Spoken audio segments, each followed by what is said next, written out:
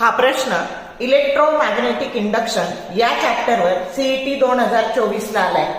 If number of turns per unit length in a solenoid is tripled, the self-inductance of solenoid B, option A, remains constant, option B halved, option C becomes 9 times and D becomes 1/9 times.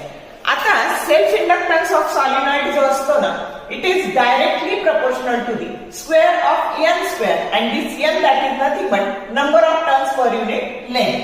मग आता तुम्हाला काय दिले तर N is directly proportional to N square म्हणजे L2 is directly proportional to N2 square and N1 is directly proportional to N1 square. पण हे N2 काय दिले तुम्हाला तर N2 that is equal to 3N1.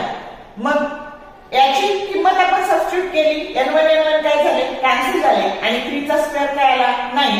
मग L2 by L1 that is equal to 9 that is nothing but L2 that is equal to 9 L1 म्हणजे 9 times झालं की जो करेक्ट ऑप्शन सी आहे. समजलं का? तर शॉर्ट व्हिडिओ आवडले लाईक करा, शेअर करा, कमेंट करा. For more useful tips and tricks keep watching wings of physics. Thank you very much.